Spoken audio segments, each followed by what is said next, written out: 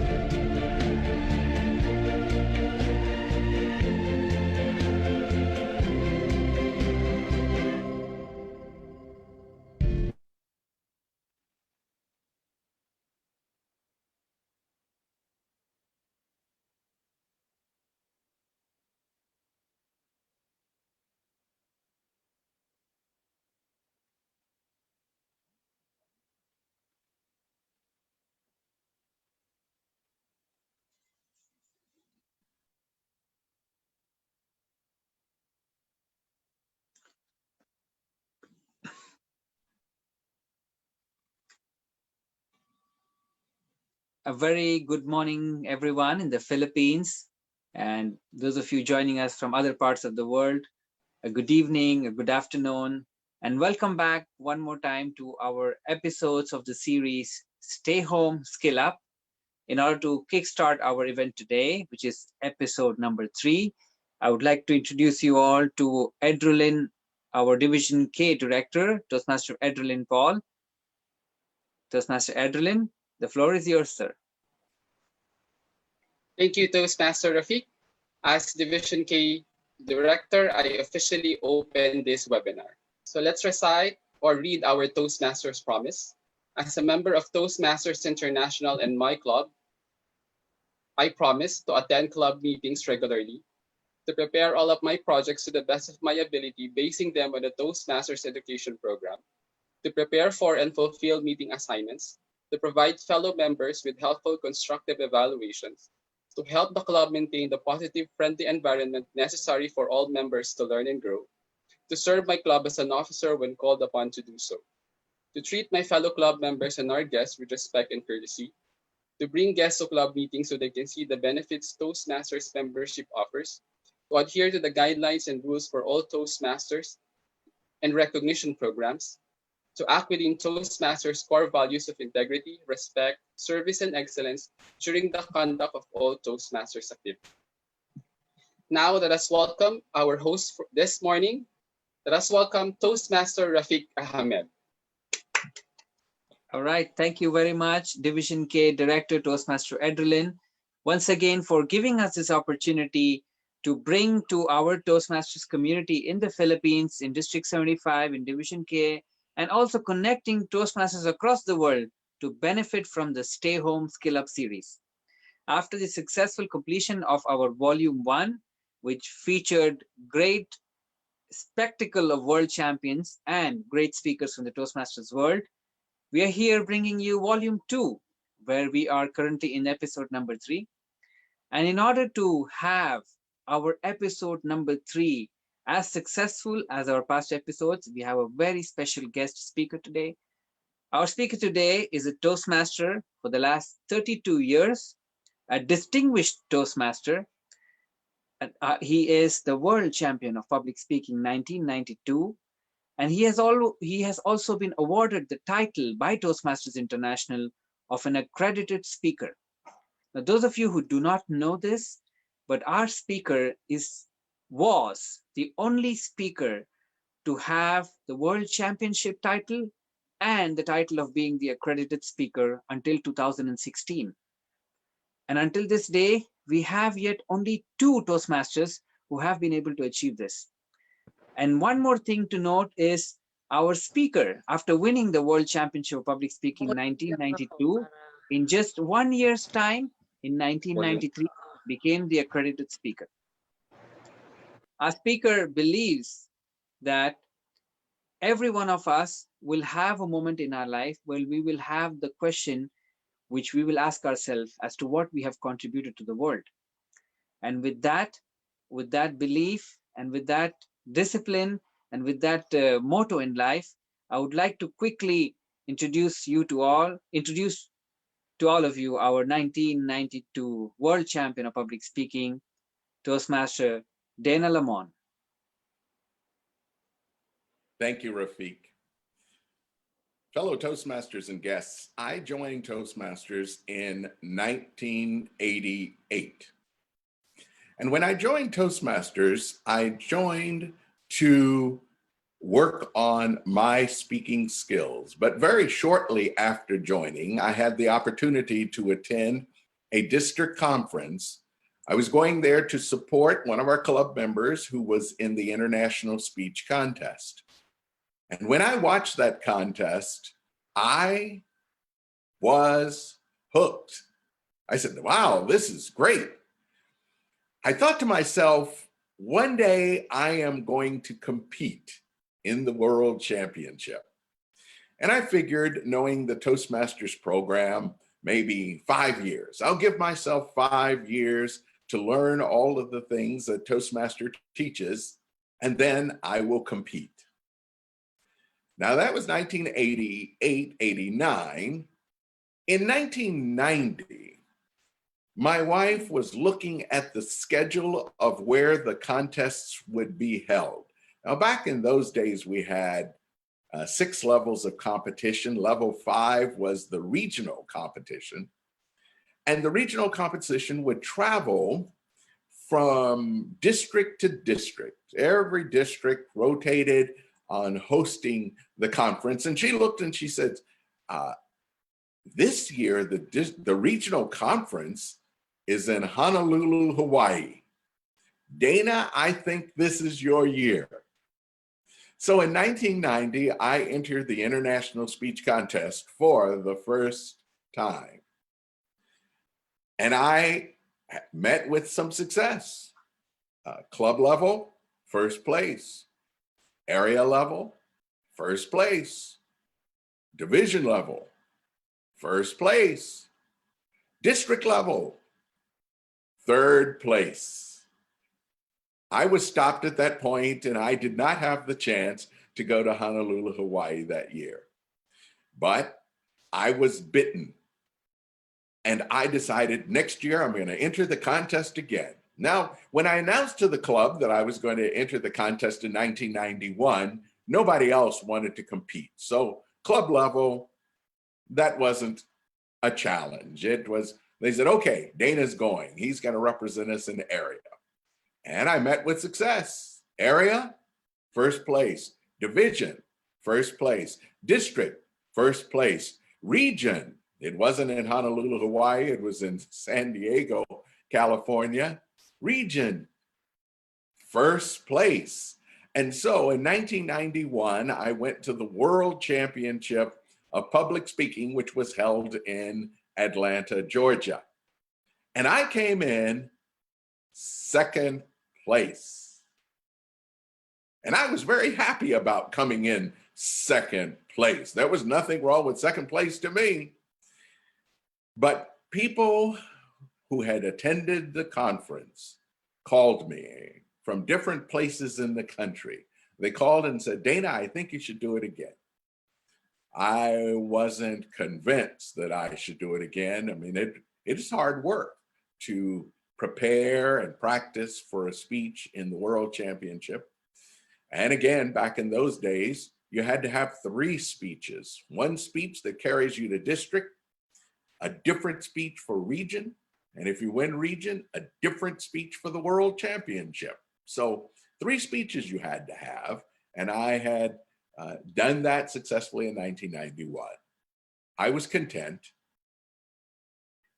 but I was watching with my family the video of the 1991 contest. My family didn't have a chance to be there because just 5 days before the contest, my 4th child was born. So my wife didn't have a chance to attend Atlanta. So when the video came, we watched it together. And in that speech from 1991, I mentioned my 2 youngest children, Anton and Linnea.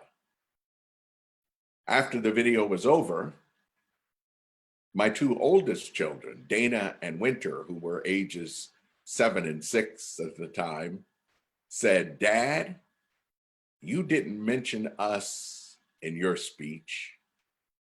Now here's where Table Topics comes in very handy. I had to have a response to those 2 children, so I said, that's because the speech about you I saved for next year. So I was thus committed to compete again in 1992. So 1992, I announced that I would enter the International Speech Contest, and I had no problem at the club level. Why? Because I was the only contestant. Nobody else wanted to compete. But I met with success. Area level, division level, district level, regional level, World Championship in 1992, and I came in first place at all levels. Now, the guy who came in second place to me in 1992 came up to me and he said, you know, Dana, I was convinced that I was going to beat you. Now, I wasn't concerned about the fact that he had a notion that he was going to beat me. What concerned me is he was convinced. So I asked, what made you so sure? And he said, well, listen, when I won my regional competition, I wanted to know who else was competing. And when I saw your name, I bought the video from the 1991 contest and I watched that video. I played it over and over again. And I thought, I can do better than that. So I said to him, here's where you made your mistake. I too had a copy of the 1991 video and I played it over and over again. I listened to my voice, I listened to my message, and I thought, I can do better than that.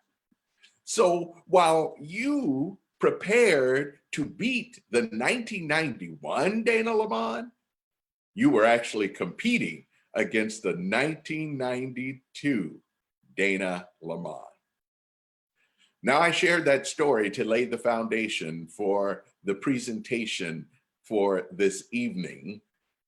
Greatness is your being, excellence is your doing. I want to talk about excellence because if you're committed to excellence, that's when you'll get the greatest success out of your Toastmasters experience or out of any other project or endeavor that you pursue. You must be committed to success. And I want to set out 6 principles that I think will manifest themselves if you commit yourself to success. Those 6 principles are improvement, development, movement, tenacity, possibilities, and adjustments. And I just gave the last 2 out of order. We're going to talk about adjustments before we talk about possibilities. So let's begin with the first principle on improvement. And I label this for principle number 1. To excel is to do better today than you did yesterday. I've had the chance to travel around the world and give presentations to Toastmasters, to corporations, to other organizations.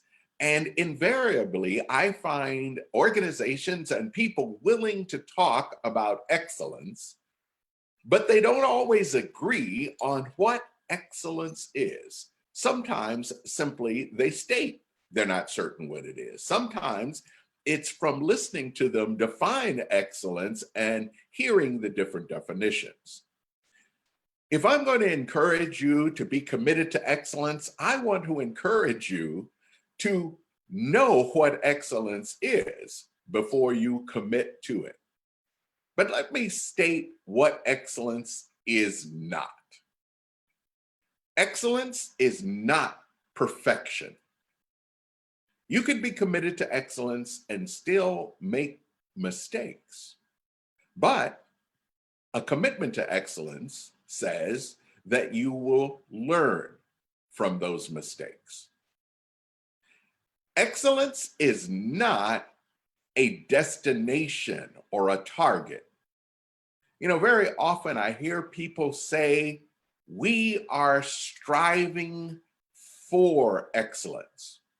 Well, when you use the terminology striving for excellence, it suggests that excellence is over there and I've got to work out a way to get to it.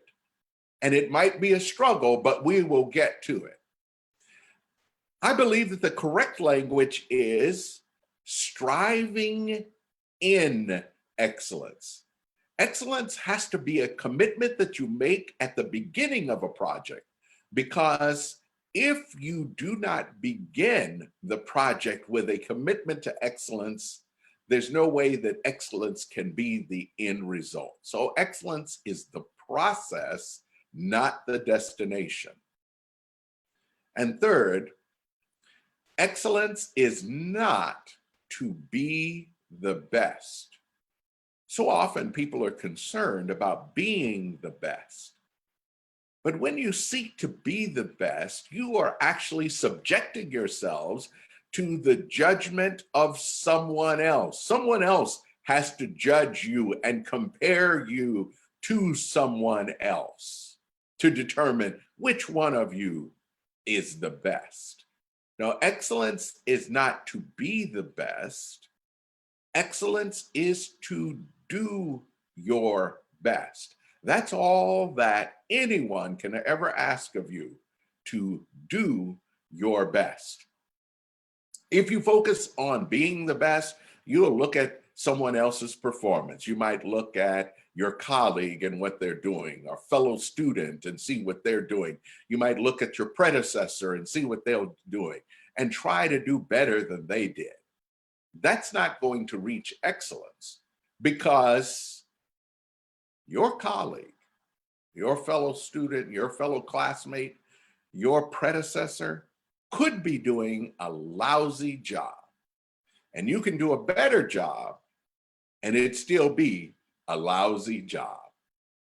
You've got to commit yourself to excellence and commit yourself to continual improvement on your own performance.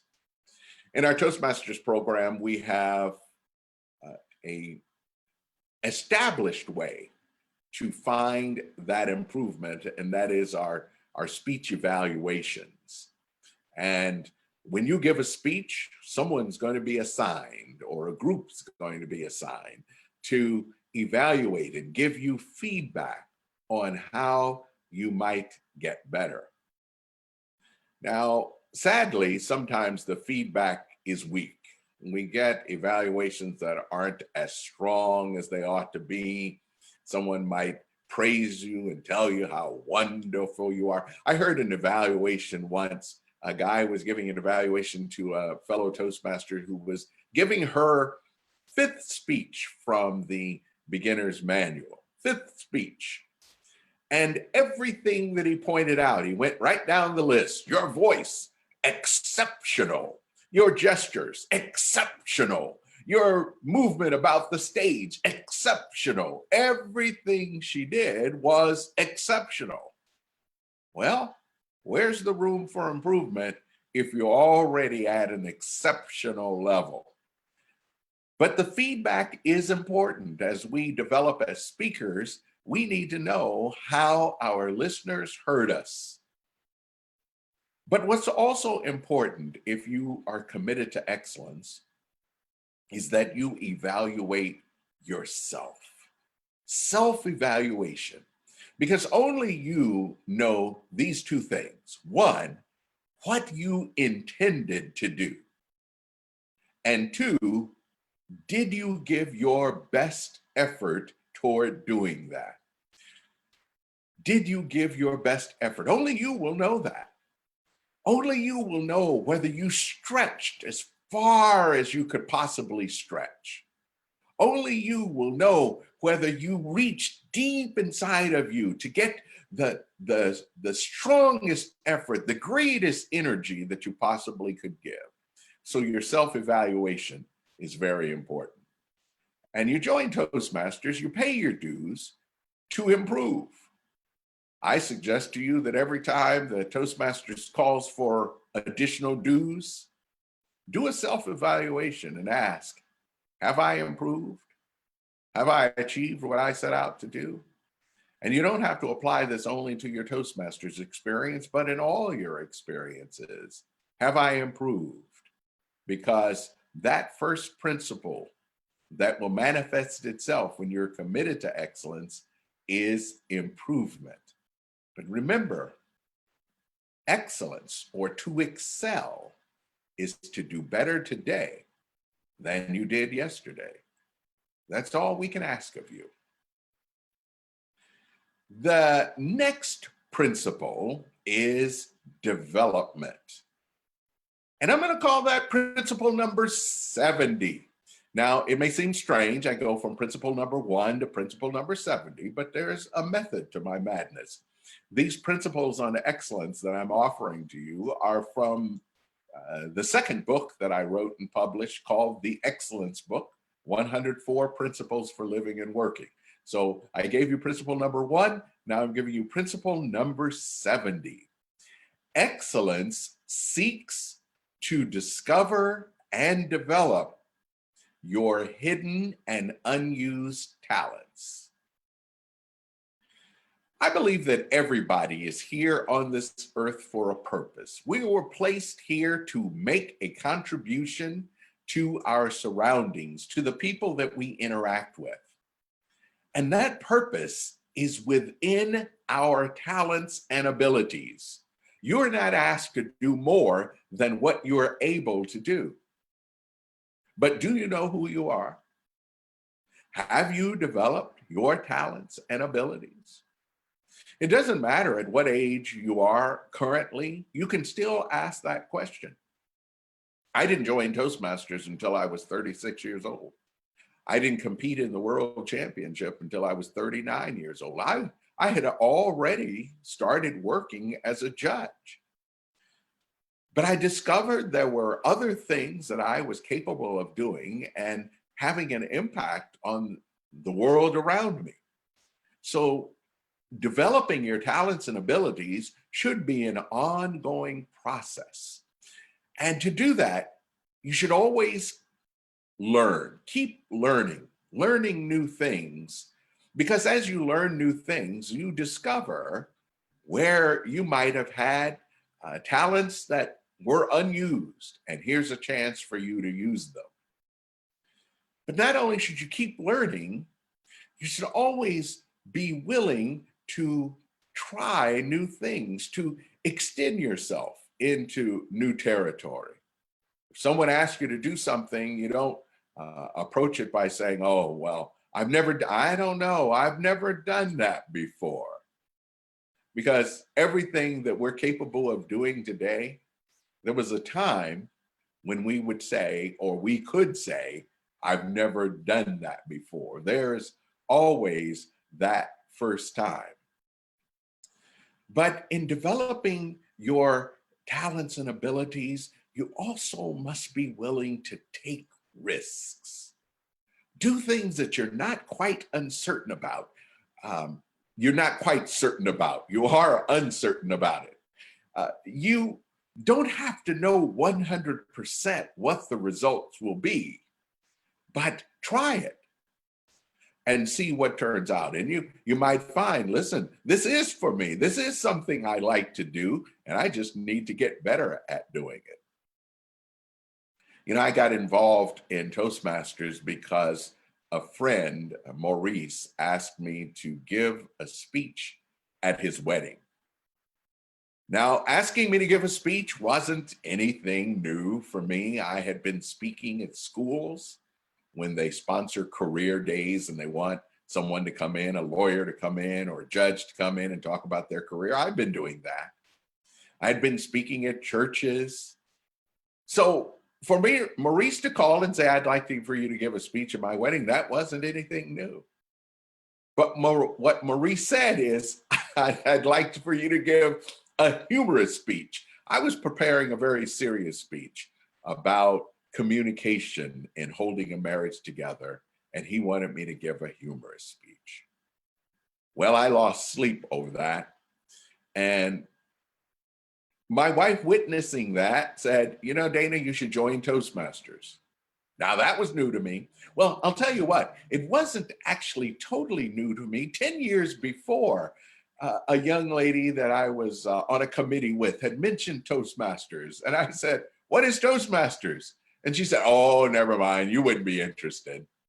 So in 1978, I had a chance to learn about Toastmasters, and I didn't because Chris didn't tell me about it. But in 1988, when my wife mentioned it, we looked in the newspaper and there was a meeting scheduled for that day. So I visited the Toastmasters meeting. And as I said, I joined in 1988. Well, I witnessed the World Championship. And I said, oh, I'm going to do that. And then as I was pursuing the World Championship, someone said, you know what? You should go into professional speaking. Really? I considered it. I talked to some people who were in professional speaking. I said, oh, okay, I can do that. And then someone asked me after they heard a speech, they said, do you have anything in writing? I learn better if I can read it. And oh, okay, I'll start putting what I talk about in writing. And I started a publishing company and did my first book in 1997. And since then I've done 4 books. And someone said, do you have anything recorded? I'd like to listen to this over again. So I developed, and this will tell you how far back it goes, cassette tapes that I could sell and VHS that I could sell. We might have some listeners on the call who don't know what cassette tapes and VHS are. So I moved to CDs and DVDs. But all of this is just a development. It's a pattern of growing because you see what talents you have and how you can develop them and use them. When you're committed to excellence, you're willing to develop those talents. And I encourage you, as you consider your experience in Toastmasters or otherwise, look at yourself. What talents might you have that are hidden? What talents have you demonstrated a little bit, but they could use some honing? Develop those talents. That's what you will do when you're committed to excellence. The next principle is on movement, and it's principle number 9. Is it? No, it isn't. It's principle number 32. Principle number 32. Excellence welcomes change. Excellence welcomes change. Now, this is an ideal principle to talk about in the circumstances that we are currently in. But I have to mention the fact that not everybody welcomes change. There's something about our human nature.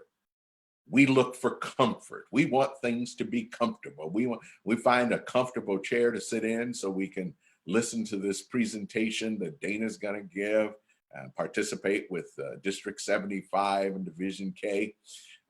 We want our cars to be comfortable, our homes to be comfortable. We want security at our job. We want the comfort of knowing that we're going to have a job to go to, a paycheck that we can earn. Comfort is what we seek. So when change comes about, there are people who are not interested in that change. And what they'll do, they'll just adjust their position and get comfortable again because that's what they want. Then there are other people, when they are faced with change, they want to push back. They want to resist change. They don't want it to happen. They're satisfied with where they are and they resist that change. But if you're committed to excellence, you're willing to accept that change. Some people say embrace that change. I say welcome change, because in change, you can find opportunity. With change, you have a chance to move in a different direction, perhaps. About now it's been 17 years ago, my wife approached me and she said, Dana, I've been thinking about going to college. Now, she had been in college. She had gotten a degree in sociology. She had gone to law school and was raising the children. But she said, I've been thinking about going to college. And I said, great. What do you think about studying? She says, oh, I want to study creative writing. I said, oh, that's great. And where are you going to apply? She said, well, actually, I've already applied. I said, that's great. When will you hear? She said, well, I've already heard. And I said, oh, and she told me that she had applied to Indiana University and had been accepted. Now, my response was still, that's great. Even though we lived in Lancaster, California, Indiana University. I said, here's what can happen. You know, the two oldest kids, they will already be in college themselves. The two younger kids can stay here with me. You could go to Indiana University and get your degree. And she says, well, no, I think I want to take the two younger kids with me. I said, that's great. You can take the two younger kids with you.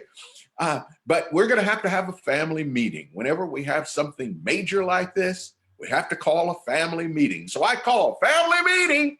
You know, and my son, Anton, who was 14 years old at the time, he come running downstairs and he said, Dad, we can't have a family meeting. And I said, why can't we have a family meeting? He said, because the whole family's not here. Linnea, who was the youngest at the time, she's at her friend's house at a sleepover. And Jackie said, I'll go get Linnea. We're going to have a family meeting. So while Jackie was out getting Linnea, I sat at the dining table where I usually sit for a family meeting.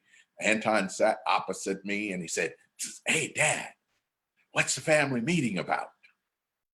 I said, Anton, I can't tell you what the family meeting's about. You'll have to wait till your mom gets here and everybody's sitting here at the table and we'll talk about the family meeting. He said, come on, Dad. You can tell me. I won't tell anybody. And I said, no, Anton, you can wait and hear about it when everybody else hears about it. He said, well, I tell you what, Dad, if it has anything to do with moving, I'm all for it. Now, I was stunned by this because Anton was born in Lancaster, California. He lived in the same house. We had never talked about moving. We had never talked about moving his bedroom. It's the same bedroom he had lived in all his life. And where did he get this notion about moving? So I asked, Anton, why are you so willing to move? And he said, Dad, don't you know, when you change your environment, you change your opportunity. And I said, wow, that's deep stuff. And I started searching my mind. You know, I had taken my kids to speeches that I'd given. So I'm trying to figure out, what speech did I give in which I said that? That's deep stuff. And I couldn't think. I couldn't figure out, where did I hear that? And there it was, wisdom from a 14-year-old. When you change your environment, you change your opportunity. And you know, Anton found that to be true. He went to Indiana with his mom. And Anton's a dancer. So I should give a little background. He's a dancer. And while he was here in California, he tried out to be a dancer on the basketball team for the women's basketball, the Sparks, the LA Sparks. And he was rejected. When he got to Indiana, he decided to try out for the Indiana Fever. And he was accepted. So that was his summer jobs when he was in high school in Indiana. He danced for the Indiana Fever. He demonstrated that when you change your environment, you change your opportunities.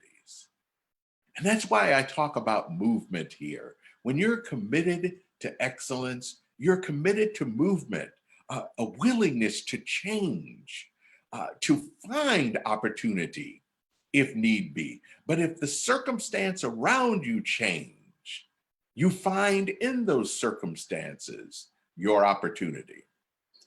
You know, all over the world, whether it's the Philippines or it's the United States or it's Saudi Arabia, Malaysia, Brazil, Canada, doesn't matter what part of the world we find ourselves, Kenya, Nigeria, we are experiencing a global pandemic, a situation that forces us to stop what we're doing.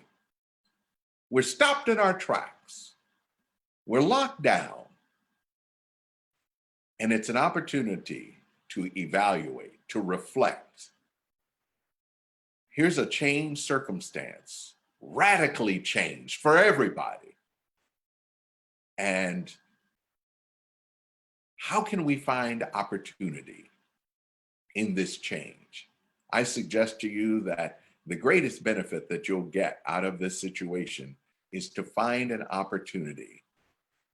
And let me read to you what I wrote, a little segment of what I wrote in my first book, The Soul's Mirror, Reflections on the Fullness of Life.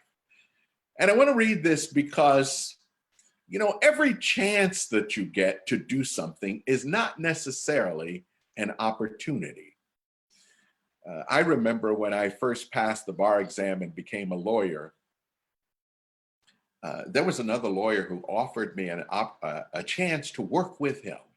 He said, I'd like for you to work with me. And he did taxes, and I was interested in tax law at the time.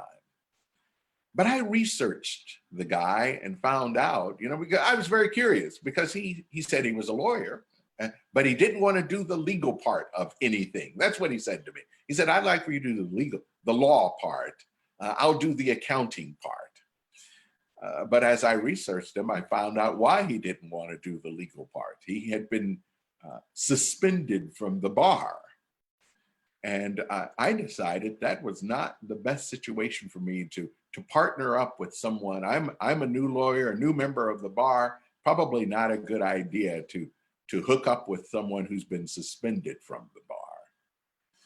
So I say that opportunity is not just a chance to do something. Opportunity only works if it fulfills your purpose. So let me read a little bit of what I wrote about opportunity. And this is written in the first person because these were reflections that I had from my experiences. Opportunity is a combination of circumstances that is favorable to my purpose. To recognize it, I must be fully aware of my purpose, of my goals, and of my objectives. When I am presented with a set of circumstances, I should not label it as good or bad, positive or negative, beneficial or adverse. Instead, I should simply study carefully the situation to find how it can be used to achieve my purpose. Perhaps the circumstance suggests that I modify my goals and objectives.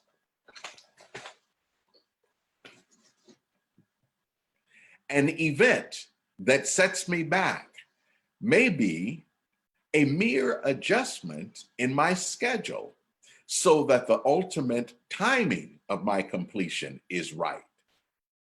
Maybe the situation is the necessary forerunner of what is vital to my ultimate success.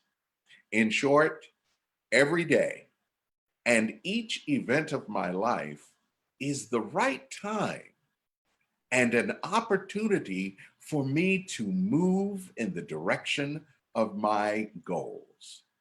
When I accept that, nothing that I face will stop me from getting what I want or from being who I want to be. So remember, when you're committed to excellence, you're committed to movement forward, even in the midst of change. Our next principle is tenacity. And it's principle number 9. A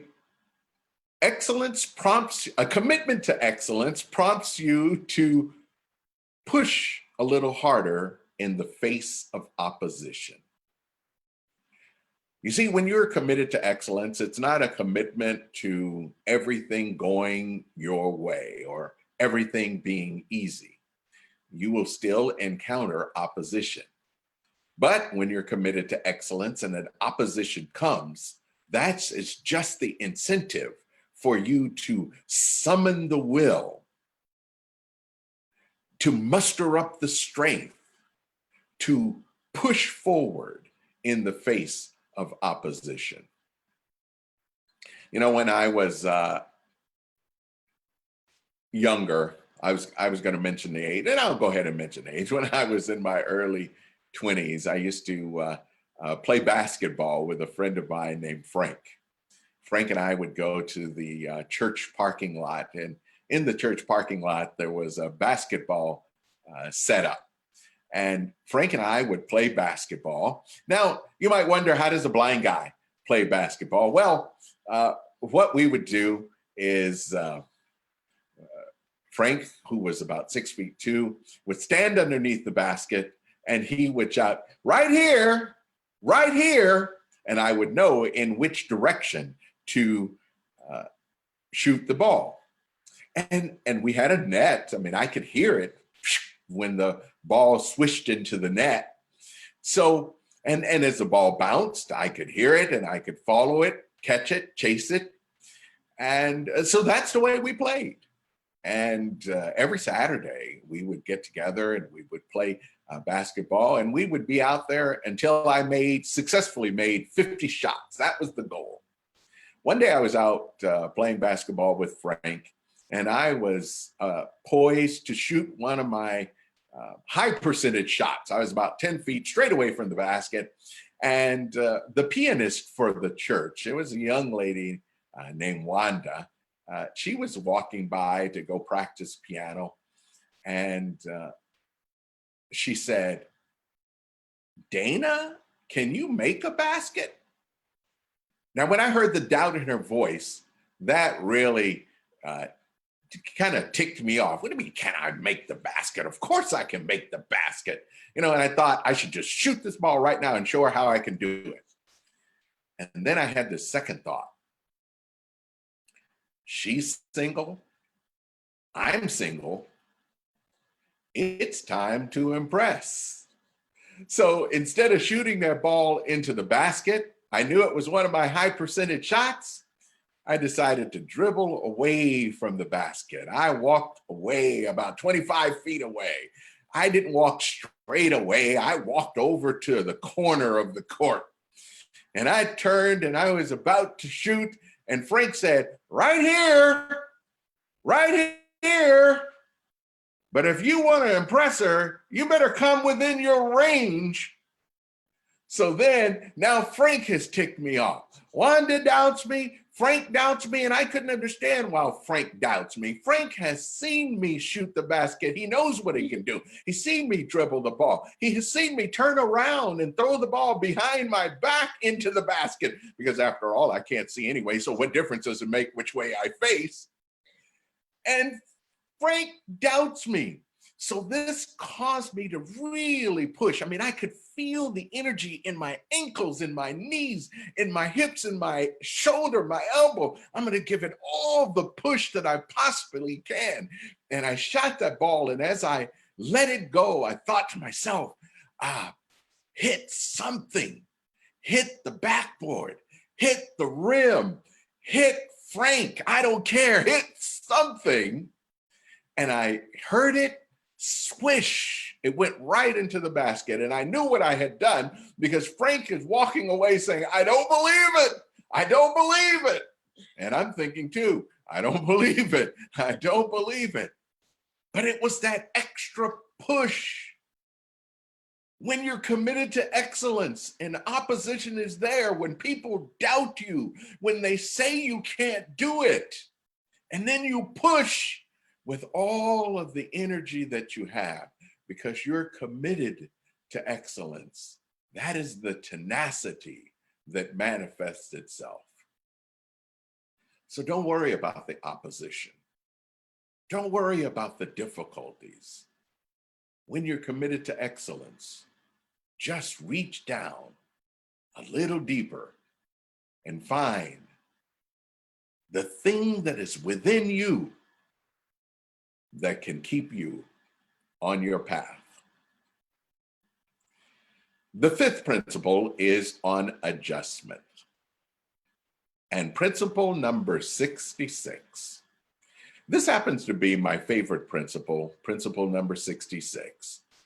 It says, excellence makes adjustments where mediocrity makes excuses.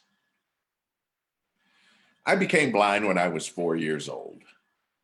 It was from an accident that I had falling on the back of my head, and that caused complete blindness. I had surgery on one eye that restored sight because the doctors discovered that I had retina detachment. So they reattached the retina in the right eye. I was able to see. But over time, I lost sight in that eye. And throughout my life growing up with a visual impairment, I heard people say, he's blind, he can't. He's blind, he can't. Because that's what people on the outside, people who have their sight, they can't quite see how someone who doesn't have sight can actually do what they do. Well, I had this golden opportunity then to make excuses. A golden opportunity, because the people around me didn't expect me to be able to do anything. But I wouldn't let blindness be an excuse. Well, okay, I'm gonna have to tell the truth here because this is a message going around the world and somebody might be able to research it. I did a couple of times slip into that, using it as an excuse. You know, when you read Braille, you read with these two fingers, your two index fingers. And I remember there was an occasional time when my teacher in high school wanted to know if I had done my assignment. And I hadn't done it. And my excuse was it was too cold. My fingers were too cold and I couldn't feel the Braille. And then when I was in law school, I'll tell you, in law school, I was a first year law school. And the professor, you've been in college, you know, the professor looks at a seating chart and they call on people based on the seating chart. They don't really know who they're calling on. And my contracts professor called me and he says, Dana Lamon? And I figured that was me. It was pretty close to Dana Lamon. And I said, yes. He said, can you tell us the facts in Harvey v. Baxendale? Now, that was a case we were supposed to have read, but I hadn't read it yet because it was early on in the semester. And the way I proceeded in law school was to find out what textbooks we would be using. I would buy 2 copies of those books, send it to an organization called Recording for the Blind. They used volunteers to record the book, and then they would send the tapes back to me. Well, the tapes had not come back. They had not finished recording the book. So I didn't have the chance to read Harvey v. Baxendale. And so I told the professor, I said, sorry, sir, I didn't have a chance to read. And I explained to him the whole process as I just did with you. And he said, oh, I'm so sorry. I'm so sorry. Will you let me know when the book comes? And I thought, are you kidding me? You're not going to call on me until the book comes? And I'll tell you, that was, what was that, 46 years ago? As far as that professor knows, I'm still waiting for that book to get here. There was no way I was going to tell him when that book came, because then he would call on me. But for the most part, I try not to use blindness as an excuse. Because when we make excuses, we give ourselves license to either not try or to quit. So think about, what excuses have you been making? Has age been an excuse?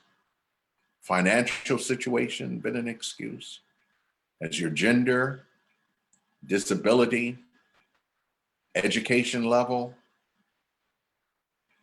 Don't make excuses. If you're committed to excellence, you simply make adjustments to those situations. COVID-19 should not be an excuse. It is just a reason to make adjustments. So remember, when you're committed to excellence, principle number 66, excellence makes adjustments where mediocrity makes excuses. And now the 6th principle. The 6th principle is on possibilities. And principle number 95 says, the realm of possibilities and the field of uncertainty occupy the same space. The difference is in how you approach them. You see, if you see uncertainty, you may approach it with hesitance, with that unwillingness to really go forward. But when you see possibilities, you're willing to say yes to the possibilities. Say yes to the possibilities, because once you say yes to the possibilities, then the only thing that remains is to figure out, how can I make it happen? Several years ago, this was back in 1998, I had a chance to say yes to possibilities that made a significant difference in my career and my profession as a speaker. I got a call. I remember quite distinctly. It was August 31. It was about 10 o'clock that morning. I got a call from a woman in Washington, D.C. She worked for the Department of Health and Human Services.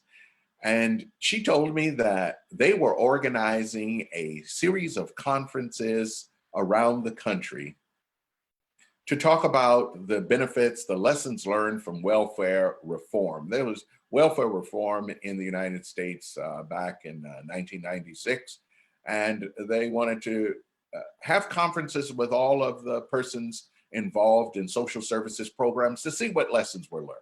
And they wanted to conclude each conference with a motivational speaker. She said to me, well, we're going to be in different parts of the country. We want to get a different motivational speaker to close out each conference. And our first conference is in Denver, Colorado. Someone on our committee said, you should get Dana Lamon.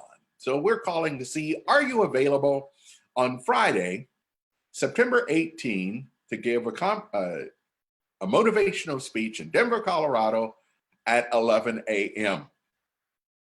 I said, yes, I'm available. I mean, after all, my calendar was empty that day. Well, 30 minutes later, I got another call. It was from a speakers bureau. The Speakers Bureau says, I have a client in Santa Monica, California, that needs a motivational speaker, and I need to know, are you available to give a motivational speech in Santa Monica on Friday, September 18 at 4 p.m.? I said, yes, I'm available. I said, yes.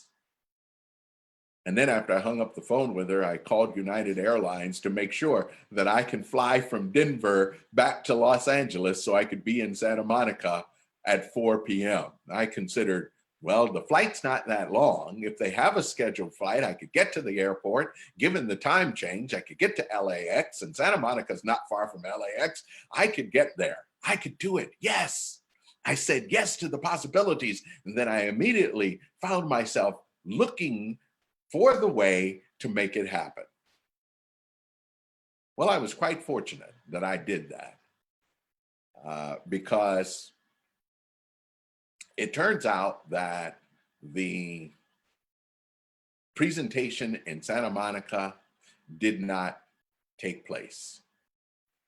And so I was able to do the presentation. And so I have to correct something. It turns out the presentation in Santa Monica was the one first scheduled. It was the Denver one that came second.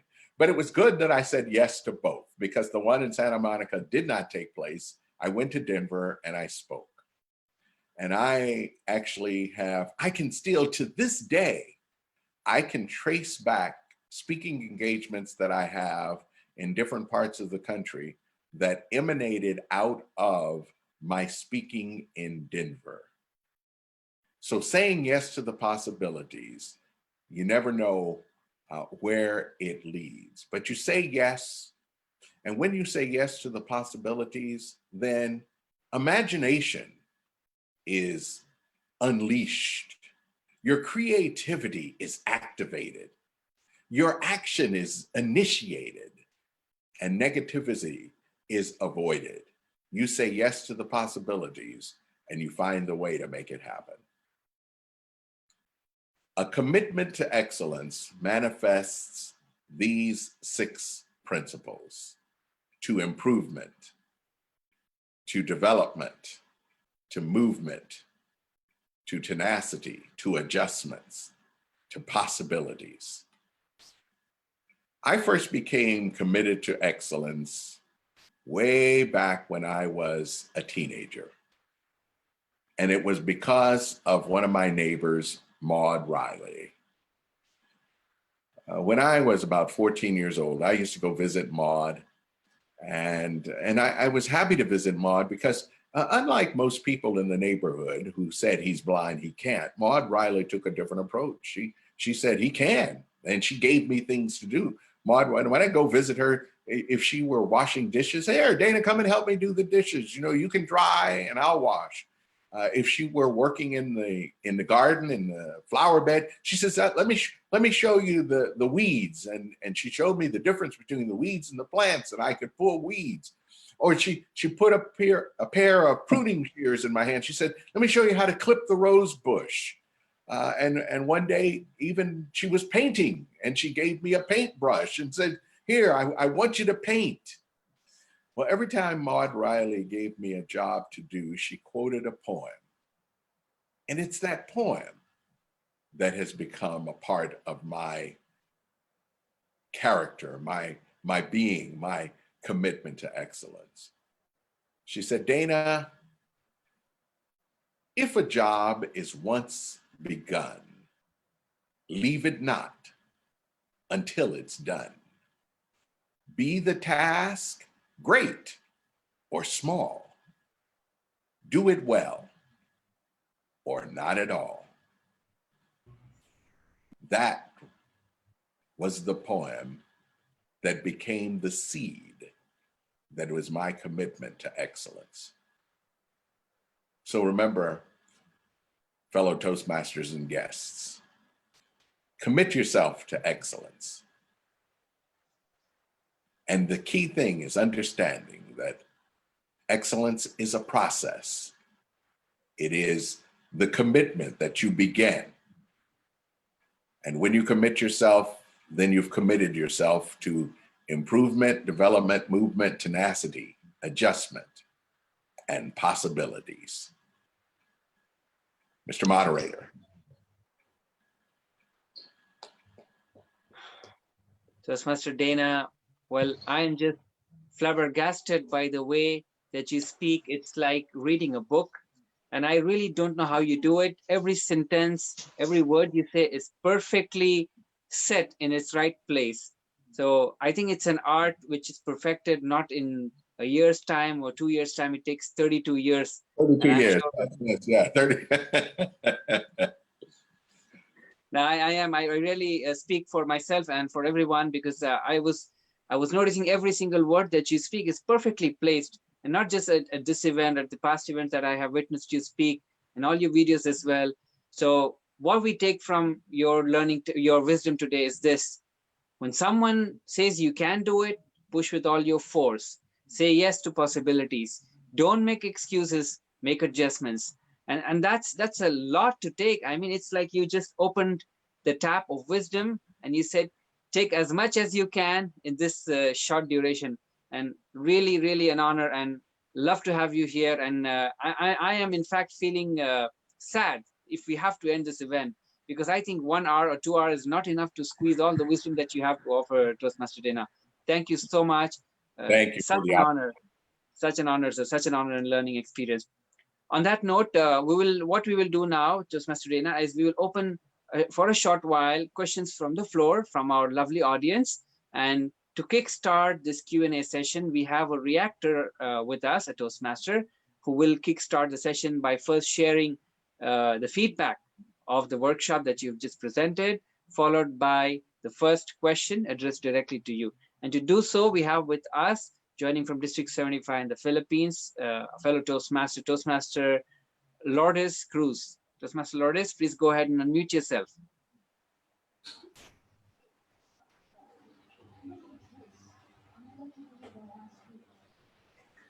Wow, that was great. It was awesome. Congratulations, Thank you. world champion. My God, Dana. So I am honored and privileged to be your reactor. Before the question, I would like to just commend on what you have said regarding this the improvement, the principles in uh, greatness, in excellence in what you are doing. First one is improvement. So do excel today, be better today than yesterday, and that was really awesome.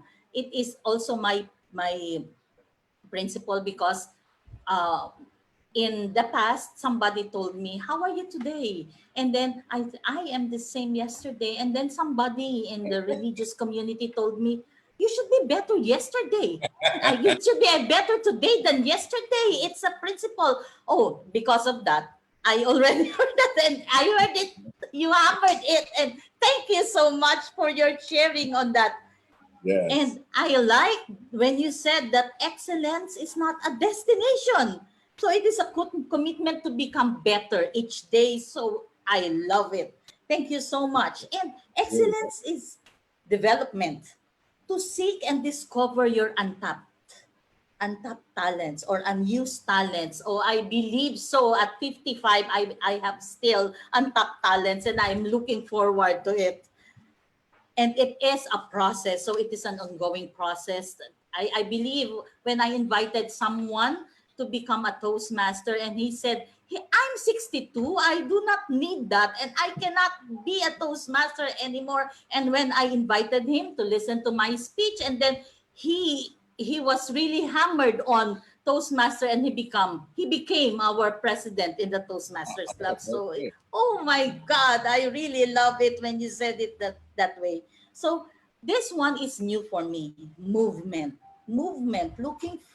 When you want change, I was hammered about your 14-year-old, the wisdom that he said, change the environment will change your opportunities.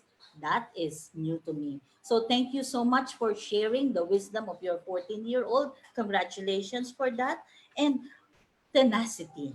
It is someone that you to summon your will, to hit something to your limit. So master up that strength. So I was kind of glued to it, and I would like to hear more of it. Actually, I am excited to read your book on excellence. The fifth one is adjustment. So wow, blindness is not an excuse. So at my age is not an excuse for me to do better next time. So I love it when you said that this COVID-19, it should not be an excuse for us. So the lockdown will never hinder us to grow more and to be better each day. And the sixth possibility, the possibilities. Wow. Yes to all the possibilities. And hearing that from you is really gives me that kind of motivation that I really need, because sometimes I have anxieties with what is going on around. So what I learned from you this morning is that I should be committed in making myself better every time, and to make that excellence in me, to be committed to become excellent in everything that I do. I would like to know if was there any time that you have not had any negativity, or you just do not allow negativity because first and foremost there is excellence in you, so it has overpowered you. What about the circumstances that are coming your way? I have faced times when I've been negative, where negativity would take over. That I think that's natural. When I was in college, my first year at Yale, I thought about quitting. It was a it was a big change for me to move from Southern California to Connecticut and leave all my friends. But because I committed to completion, well, but here's the real thing. The reason why I completed Yale is Yale doubted my ability to do it because I was blind. So I felt that if I actually quit after the first year, it would ruin it for all other blind people after that. That Yale would say, yeah, we had a blind guy and he quit after the first year. So I stuck it through the first year and then loved it the second and third and fourth year. That was a great lesson for me because I taught my kids the same thing. All four of my children went to college and all four of them wanted to quit or change schools after their first year. And I said, no, after the first, let's make it through the first year and then we'll talk about it. And none of them actually changed after the first year. So, and then there was a time when I was working as a professional speaker and I considered quitting working as a professional speaker. Back in the days, you send out press kits. And I remember 1 month I sent out 40 press kits after talking to people on the telephone, and it looked like positive possibilities of getting a speaking engagement. I sent out 40 press kits. None of them materialized into an actual speech. And so I thought about quitting. I mean, I actually said it to Jackie, who was then my wife. I said, I'm thinking about quitting professional speaking. I mean, I was still working as a judge, so I still had a job. And she said, well, have you achieved what you set out to achieve?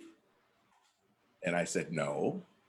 She said, well, it's too early to quit. You can't quit if you haven't achieved what you set out to achieve. So here's my point. When you get to those negative situations, those things where you feel like you can't go forward, make sure that you review what your commitment was. You're committed, your promise to show someone, let's say, that it can be done.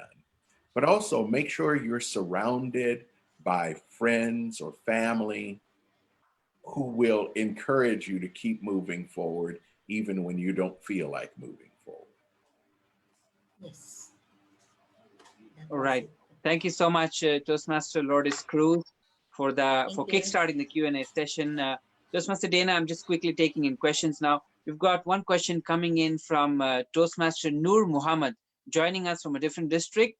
I would like to request Toastmaster Noor to please unmute yourself, sir, and direct your question directly to Toastmaster Dana Lamon.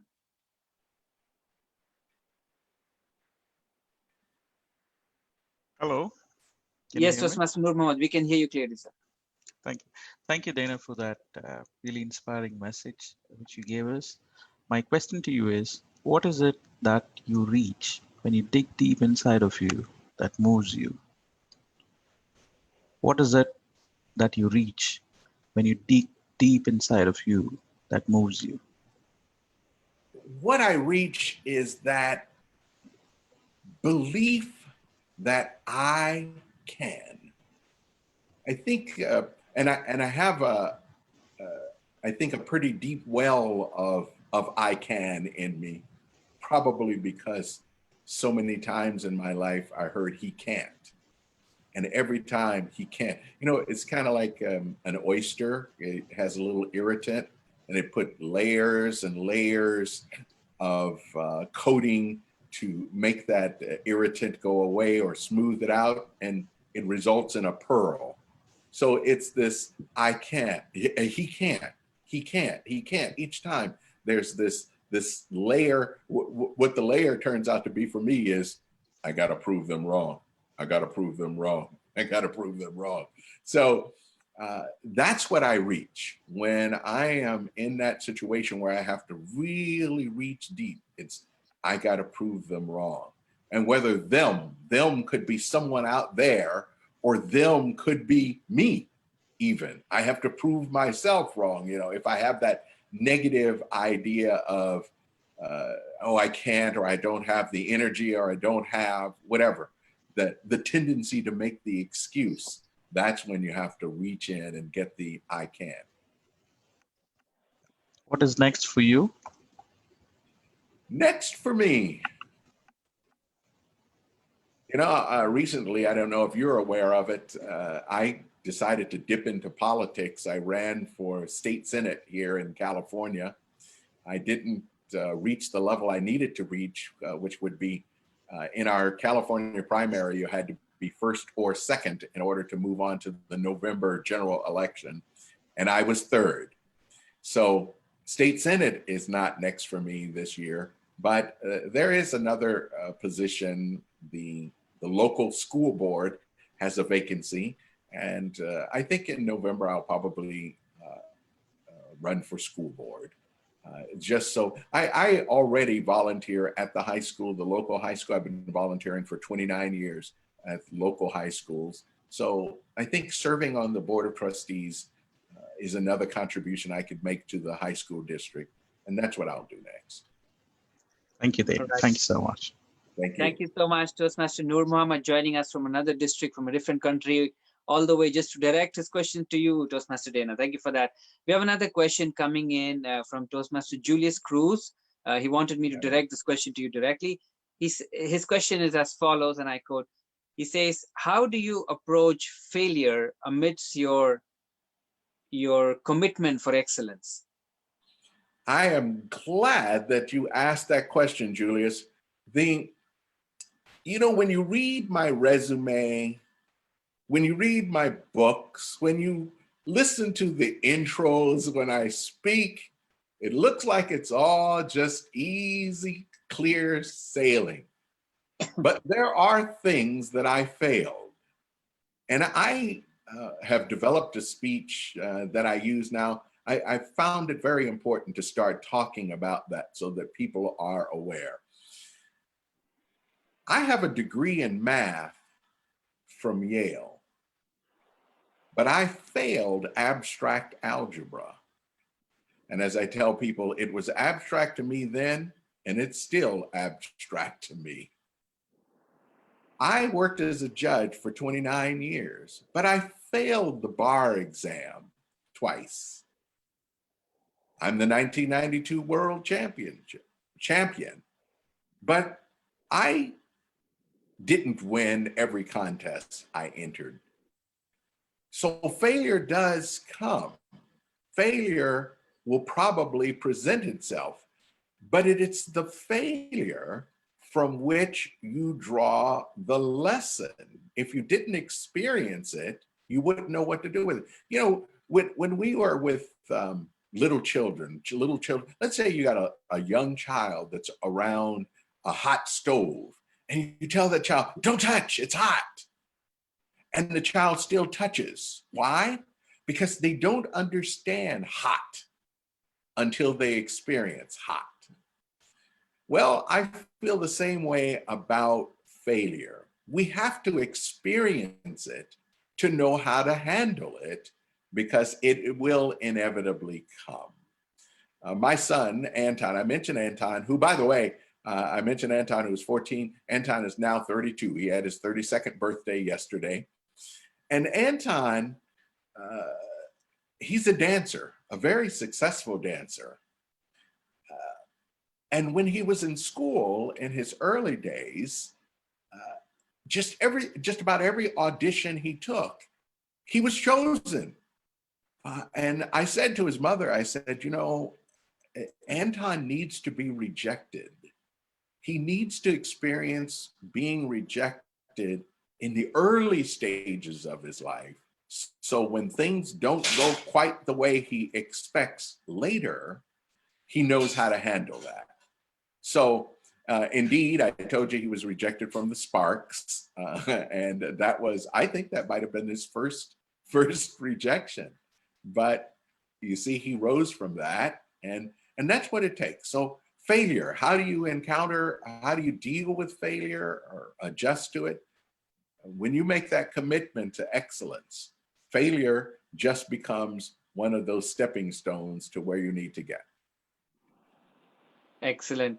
Thank you, Toastmaster Julius, for that question. And thank you, Toastmaster Dana. We've got another question someone would like to ask you directly. But before that, I just want to read out a comment that is there put on the chat box for you, Dana. This is coming in from, I believe this is Toastmaster, if I pronounce her name correctly, Febby Pendon. Febby Pendon says, Judge Dana, thank you for sharing your inspirational life story and your life principles on excellence. I'm sharing your story to my niece. Her name is Carla Pendon, visually impaired at birth. She completed her BS psychology degree. She's also a Toastmaster, and currently she's an advocacy director for people with disabilities at the CFPD. And she's also an anchor over a radio channel. So she's just sharing her inspirational story with you. Excellent. All right. I'm going to ask now someone who would like to direct their question directly to you. This is Toastmaster Panos Corel joining us from Greece all the way. Toastmaster Panos, please unmute yourself and direct your question to Toastmaster Dana Lamon. Thank you. Thank you so much for giving me the floor to ask Dana a question directly. And thank you so much, Dana, for all the inspiration you bring to us all the way from the US now to me personally in Greece. It is a bit over 6 a.m. today, and what a start to the day this has been. Thank you for being the most motivational start to me being a better me today than I was on the 18th of May, which was yesterday. Very good. Dana, what you talk about, choosing growth and finding the opportunity to grow within the crisis, within the challenges, continuous learning and experiencing new things, all of them make sense to me. And that is the best compliment I can come up with. And it is meant as a compliment. It makes sense to me. I resonate with the way you think. So my question, only a pleasure. My question to you, Dana, is I have come to understand, I consider myself a junior Toastmaster since 2014 and so on, but I've come to understand how the process of mastering the art of speaking, and mastering is a continuous process. You never truly master it, but you master in the art. Then this process shapes the way I think. I can attest to that fact. It is true. And when I see the results that this has given you, then I'd like to take this opportunity and learn from you, to ask you to put it in your hands. How has the art of speaking and this craft shaped the way you think, together with your experiences, together with your life wisdom, together with everything you've gone through your entire life journey? But this has had an impact on you, and I know that. But can you please now draw from your experience and put it in your own words, and in a way tell all of us junior Toastmasters here what we can expect on this journey we are all in? Thank you, Dana. Thank you for the question. In the Toastmaster program, they often, in the materials, the original materials, I don't know what the new materials say, whether they maintain that, but they talk about speaking, listening, thinking. Speaking, listening, thinking. And as you develop your oral communication skills, you learn the skills about speaking, structure, storytelling, humor, visual aids, audio aids, body language, all of those things. As you learn about them, then you start listening for them in others when others speak. So then it makes you a better listener. You know what to pick out. And what I find is, even though the speaker may not demonstrate all of those skills, I find as I listen to a speaker, I will impose the skills on them. If you don't give me a structure to your speech, I will put a structure on your speech. If you don't tell me a story, I will think of stories in my life that might equate to it. And then thinking. It really helps in the thinking process for me, especially when I'm preparing a speech, because now I'm thinking in terms of sharing my thoughts in a speech. So I'm thinking, what is the message? I'm thinking, what's the intro for this message? I'm thinking, what structure should I give? So it all fits together. And so as you improve your speaking skills, and you're only going to improve your speaking skills by speaking. You can't improve your speaking skills by sitting and listening to others. I mean, you'll gain some information, but until you actually get up and do it, you know, I can't be an expert carpenter simply by watching YouTube videos as someone else completes a do-it-yourself project. I actually have to get the hammer and the saw and the screwdriver and the nails and the wood and do it myself and learn from the experience. So for speaking, you do have to speak. And as you speak, you test it, you see how it works. Then you will, that's how you develop, that's how you sharpen your skill. I like what you said. The mastery is ongoing. To master speaking, it's an ongoing process. It's never finished, because the tool can become dull. To keep the tool sharp, you've got to keep doing it. You have to keep speaking. And I'll tell you this, appearing in this Zoom conference and doing this video, you know, before COVID-19 and as Toastmasters started moving on to more video clubs and video this and video that, I'd say video is not for me. And you can understand that as a blind guy. Video is not for me. I don't care about that video stuff. But I am learning every time I have to appear on a Zoom presentation. I'm learning different things about presenting my message so that you as listeners get the full effect of what I'm preparing in my mind for you. Thank you, Toastmaster Panos, and thank you, Toastmaster Dana. Respecting your time as well, I'm going to have two last questions. One is coming in from distinguished Toastmaster Nomel Hilongos. He's saying, Dana, world champion of public speaking and accredited speaker just in 2 years. How did you do it? Well, the results come in 2 years. The preparation for the results take more than 2 years. So remember, I listened to my first international speech contest 1989. I entered 1990. So World Championship came in 1992. We could call that a 4-year process before we get to the World Championship. Now, the accredited speaker program requires that you give speeches outside of Toastmasters in a professional realm. And you have to have given 25 speeches in the 3 years prior to the filing of your application.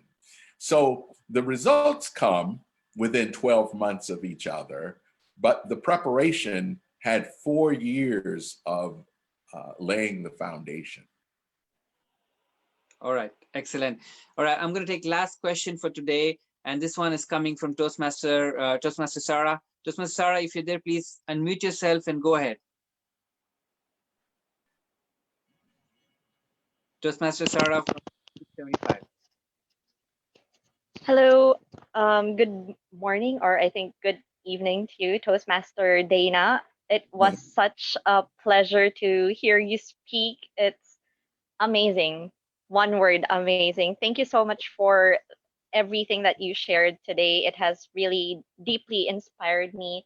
I was actually just wondering, as a person who also upholds excellence in a high value in my life, I was wondering, how do you actually deal with people or work with people who do not necessarily have the same values as you do, who do not uphold excellence as much as you do? How can we motivate them to be more excellent?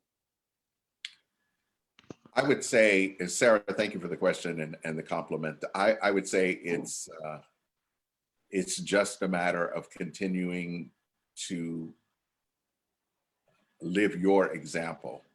Don't compromise what you're committed to.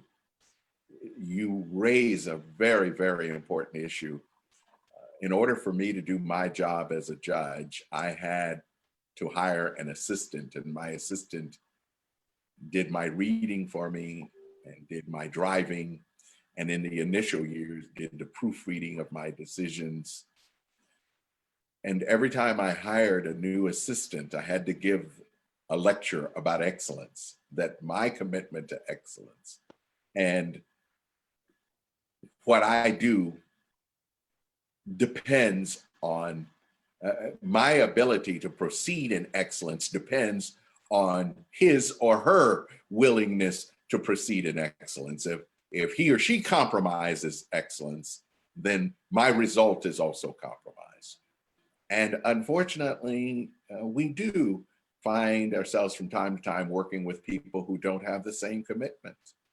And I say you simply have to continue living your example. You cannot force excellence on anyone. You can't make them excel. If they are satisfied with mediocrity, you can't change that other than to continue living your example, to stay true to your commitment and hope that their observing you will turn them around or change their mind. Thank you so Right. much. Thank you, Toastmaster Sarah, joining us from the Philippines, 675. And thank you, Toastmaster Dana. I have one here, last question. I'll try to make it very small so that we give opportunity to everyone. The question goes like this, Toastmaster Dana. The question is coming in from Toastmaster Epraline Salu. Toastmaster Epraline, if you can hear us, please go ahead and ask a question as quickly as possible. Okay, Toastmaster Epraline, if you're there, I'm yes. sorry. I thought you will be. Hello, everyone. Good morning. I thought Toastmaster Rafi will be the one to share the question. Okay, I'll just read my question a bit faster. It was great to hear your message, your personal story, and your personal experience, Toastmaster Dana, and I was very inspired with your story. And my question is, what is your day routine to make your day productive and to always make yourself better than yesterday? It's important to review your day. One of the things that I do, now understand, I mean, I give the impression that like every day is maximum. That's not true. There's some days that I'm not productive at all. And, but I, in general, think as I wake up in the morning, I think, what is it that I want to accomplish today? And then I set out, how can I accomplish that? How do I use my time to make sure that that happens? But I also find myself, I will find some quiet time. Maybe it's late at night, maybe it's early in the morning. And I think about, okay, what am I doing? And should I be doing something different? Am I using my energies best? How do I take advantage of it? And that's, for example, that's why I'm appearing here on the Zoom. I mean, I'm a motivational speaker. I'm accustomed to traveling around the world and speaking, and I can't do that right now. So do I just wait until I can do it? Or do I continue to share via video, even though video is not my favorite medium? So I think that's the what you have to do. You make for yourself, and I'm not so much of a person that says write the list down. I don't say write a list, but some people need to write a list so they can check it off.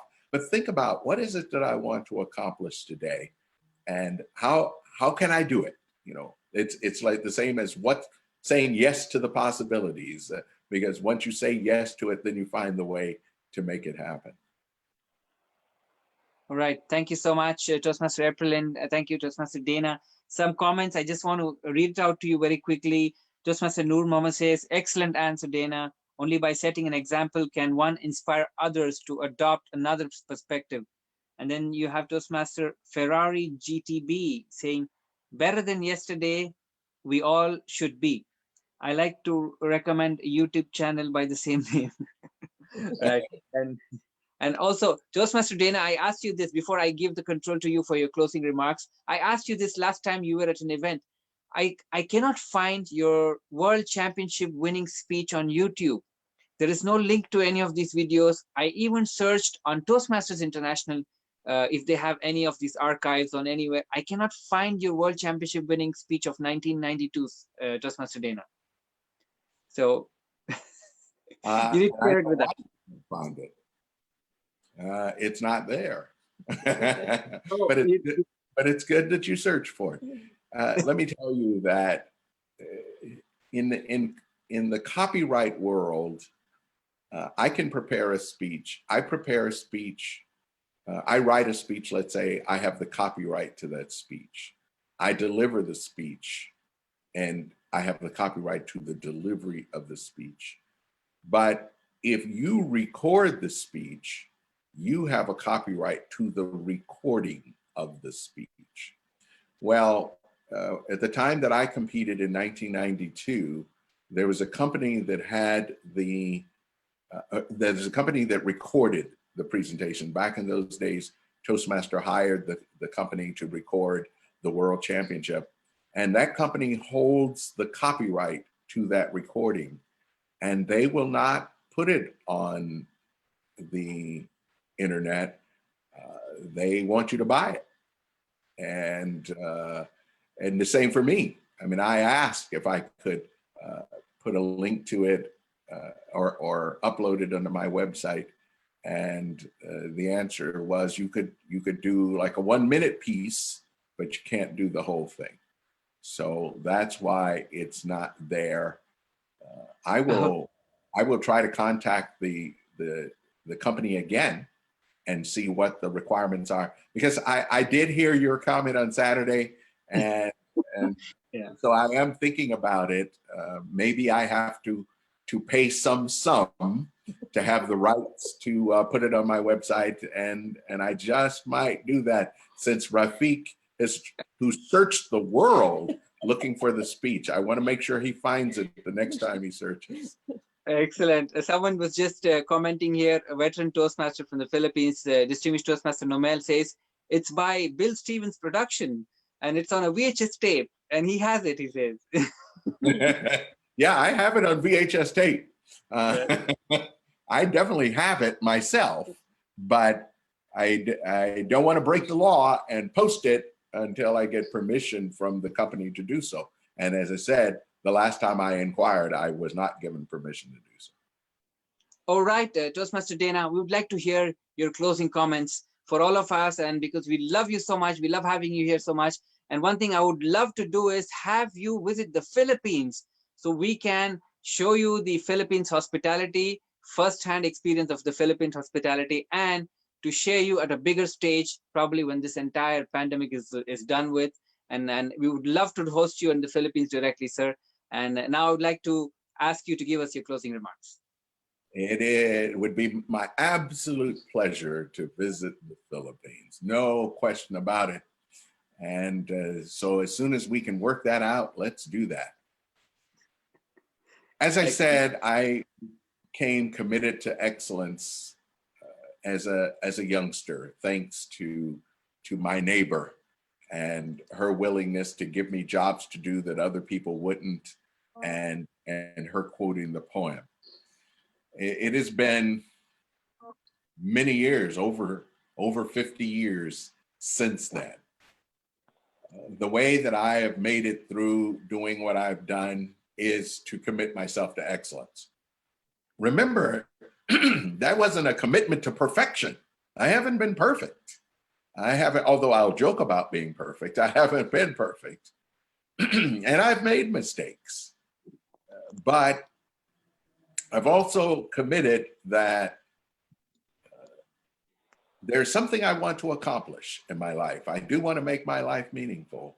And I found that this commitment of excellence helps us to do it. We initiated this conference with the idea that greatness is your being, excellence is your doing.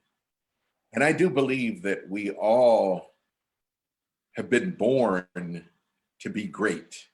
There's a seed of greatness that has been planted in each of us. And what happens is the cultivation of that seed. What do we do with it? Did we let it dry out? Did we allow other things to bury it or choke it to death?